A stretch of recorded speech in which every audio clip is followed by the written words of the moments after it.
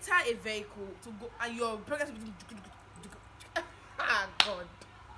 There was a time I told my husband I will give this guy a knock on his head. Doesn't he see that I'm heavily pregnant? Is he blind? And my husband will say, calm down. Then he will say, Oga, please, oh, she's heavily pregnant, take it easy.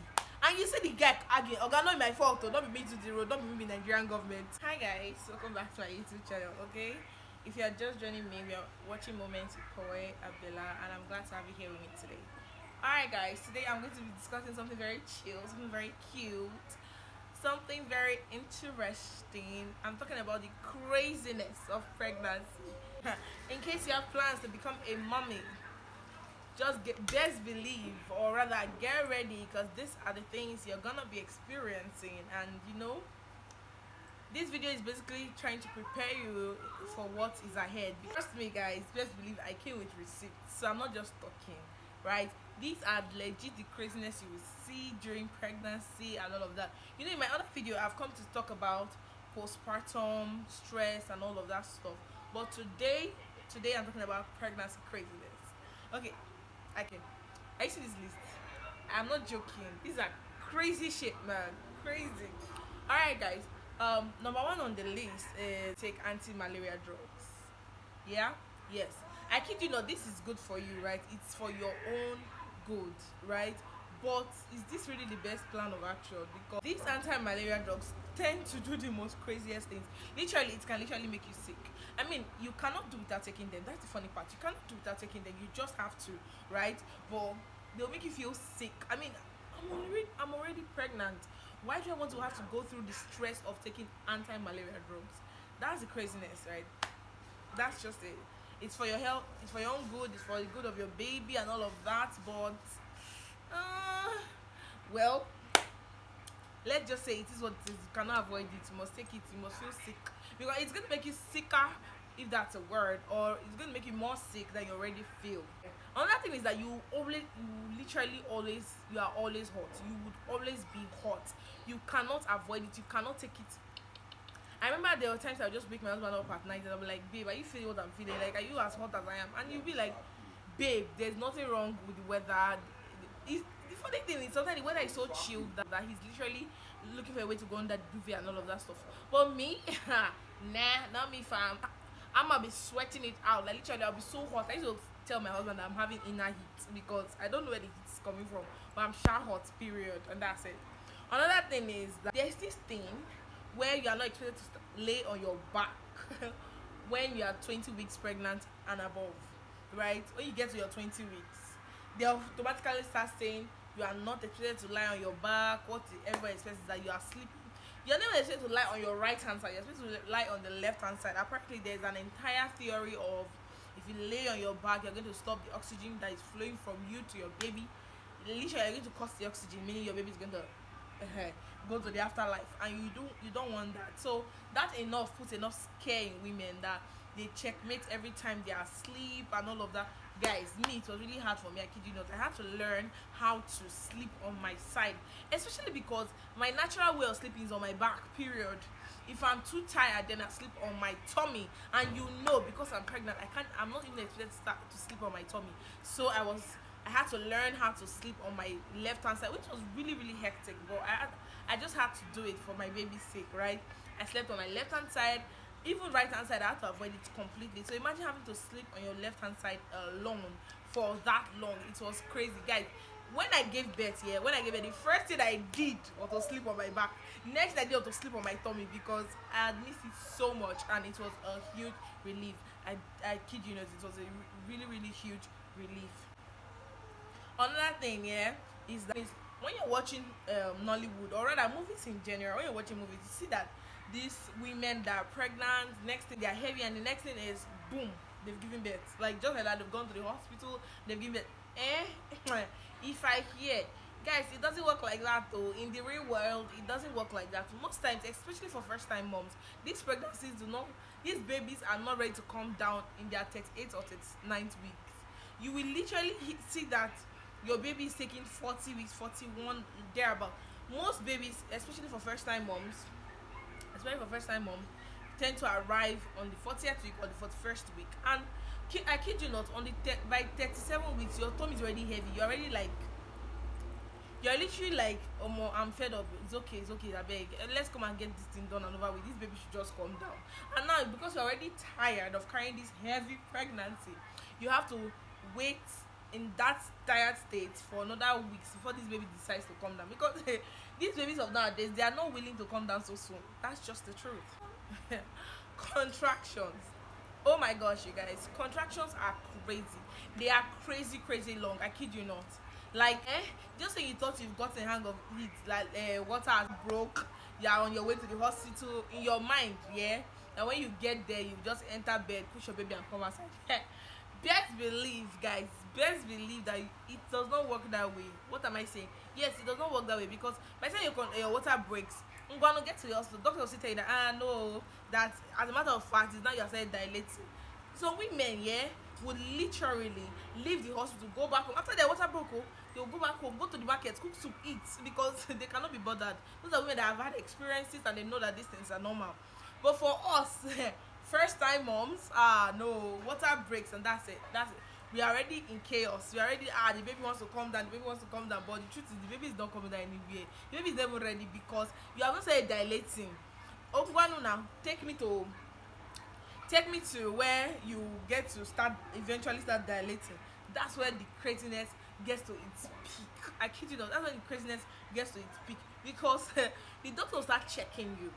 If you're a mom in the house, if you're a mom, you would know exactly what I mean by the doctor starts checking you. And then you see a full-grown ass man putting his entire hand in your VJJ. He's telling you that he's trying to check if you've dilated or not. My guys, hey God.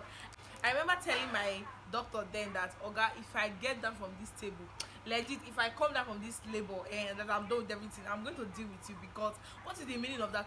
You're in pain, oh, you are legit having contractions. These people will open your leg and put their full hand inside. God. Sis, best be ready. Best believe your VJJ is going to go through shit, like crazy shit. But I'm not trying to scare you, because, well, children are a gift from God. If you just see your little one, trust me, all these pains, everything I'm just talking about will just vanish, because the joy cannot be compared to anything in the world. Okay, it is literally out of this world. I kid you not. All right, another thing I'll be talking about is during labor, when labor eventually starts and you are pushing. My best believe you are doing your best. You are doing your absolute best, because to you, yeah, you do anything to make your baby arrive safely, but it's not enough. Is your best enough though?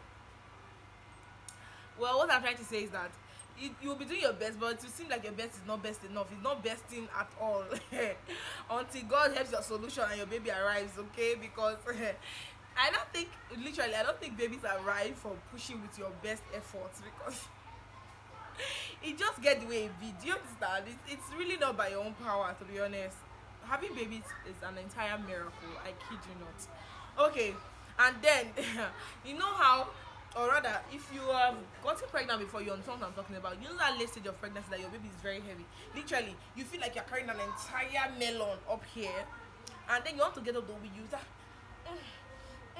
You guys, I kid you not, you hold your stomach like this to move when you want to go and pee, because you'll be peeing excessively. That's the crazy part. You'll be peeing excessively. You'll be peeing every time. Literally, you'll be moving. At night is the worst. You immediately come to your bed. Next thing you're going back to the bathroom to eat yourself. Next thing you're coming back again. It's an entire mess, and you cannot help yourself. If you say you want to hold it back because you are a sponge, now guys, trust me. Best believe that you pee on yourself. Yes, you pee on yourself. Don't say I did not tell you. All right. Another thing is, I know those of you in Nigeria, you know what I'm talking about. But if you're not in Nigeria watching this video, you probably cannot relate. But you see this thing called potholes in Nigeria. Forget it. Just forget it. You cannot avoid it during pregnancy, except you decide to give yourself automatic house arrest and stay at home all day. That's the only way you can avoid potholes in Nigeria during pregnancy. I remember then with my heavy pregnancy, having all of those pains and craziness, you will enter a vehicle to go, and your pregnancy will God. There was a time I told my husband, I will give this guy a knock on his head. Doesn't he say that I'm heavily pregnant? Is he blind? And my husband will say, calm down. And then he will say, Oga, please, though, she's heavily pregnant, take it easy. And you say the guy again, Oga, not my fault, though. Not be made to the road, not be me Nigerian government. Not be small thing we don't see on the street, so not be small thing. Basically, yeah, during pregnancy, that is the exact time you begin to detest this government, because They don't fall our hand tire when it comes to roads and all of that stuff. Okay, moving on. Another thing that another craziness that pregnant women experience is they automatically turn to researchers. I kid you not, these women will research anything. I remember any single sign I feel, or any single pain I feel, or any symptom I feel, I will rush to my Google. Google see something for my hand. See, my data can never be exhausted because I need to be online 247 checking out what next. And you see those myths and legends, or rather speculations about what to eat as a married woman, what not to eat as a married woman, because everybody has an opinion.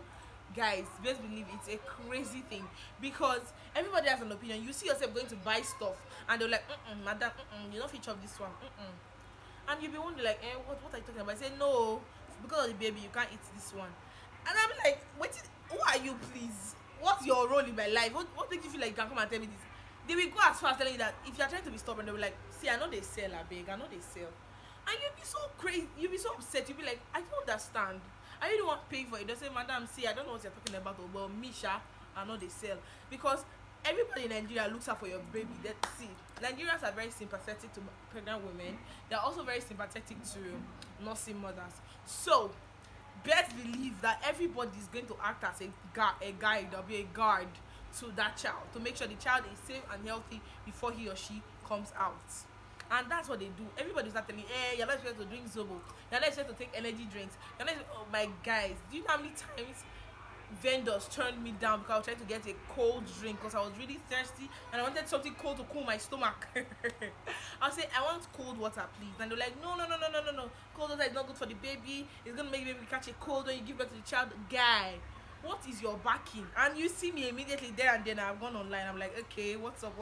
Because I don't want to be misled, number one. Number two, I do not want to do something that would harm my baby intentionally. So yeah, I was always online. It turns us to researchers.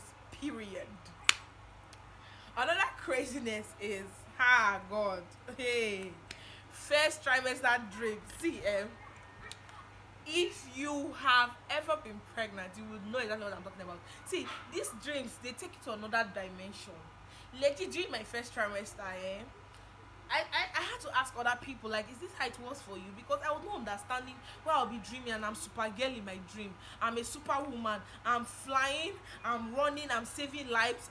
You get, like, literally, I'm fighting war and I'm the heroine of my entire story. Like, I wake up from there and tell my husband, like, see, guy, I just literally stopped a moving vehicle that was going to hit someone that was crossing the road. And they'd be like, I don't know. I say, guys, see, I had the craziest dreams. I kid you not, guys. Sometimes I'll be flying, sometimes I'll be running, sometimes I'll be jumping. I'm literally saving life, having superhuman powers. It was crazy. I kid you not. See, just at the point in time, I didn't want to tell my family people about those dreams, because let's not be like my village people are chasing me and I did not know. Come and see me every night. I'll wake up and be casting and banding. I'll be praying, because I don't want to take my chances. I don't want to have a situation whereby I downplay it and at the end of the day I come to our village people. If you're in Nigeria, you understand what I'm talking about. Please, please, I'm here for whatever. But when it comes to things like that, I do not joke with my spirituality. I go down on my knees and I pray, just in case. In case it's just the dream of, okay, hormones playing a trick on you and stuff, then fine. But in case it's not, let's also tackle it on the other side. You understand? Okay. Another thing is, most people experience this, but I never did. But I heard that most people experience these things. You know that the way pregnancy is to each his own. It's not really the same way for everybody. Everybody reacts to pregnancy differently, right? So some women have vaginal discharge, which is crazy because it tends to give them yeast infection and the rest during pregnancy. But I never had that. As a matter of fact, I think only a few times, I think once or twice, that I had to experience the entire vaginal discharge thing. It wasn't really a thing for me that was burdensome. Do you understand? So for some women, it's crazy enough to give them yeast infection, because on a regular basis they have to change their panties, they have to put on panty liners just so that they'll be on the safe side. But yeah, that's one of the craziness that occurs. Another one, as a matter of fact, I feel like this is the gidigba of them, or this one actually made me feel stupid so often a time, because I found myself having false labor, the Braxton Hicks contraction. Do you know how many times I called my doctor to say, Mike, I started, though. I'll call my husband. My husband be running from work. Giddy, giddy, giddy. I say, hey, baby, it has started. I've been labor. Anyway that knows me knows I'm dramatic. I'm really, really dramatic. So imagine something like this happening to me. I was crazy. I went a wire. Like what? Labor has started. I packed my bags. I'm about to go. And then my doctor will be like, how is he doing? And then I explain, and they were like, boy, it's a first labor, relax. I said, what do you mean? I'm about to have a baby. I think it's a first labor. And it was so bad that I had to check it online to see what was going on with me. And then they explained to me what was going on. Guys, I kid you not, this thing happened to me like 5 times. I remember there was a particular time that it was so bad. My husband was in this very important meeting. I knew it was very important to him. But when the forced labor started, I did not care for hoops. I was like, guy, if you do not come now and let's see happen to me and my baby, see, my husband was in panic. Funny enough, when he ran down to me, I was already fine. I was there eating.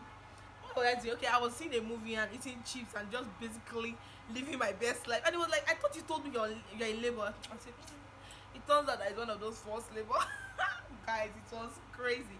So crazy that I was not scared that when it eventually happens, as a matter of fact, I think that this man is not going to answer me because he's probably going to think that I'm having my forced labor drama again.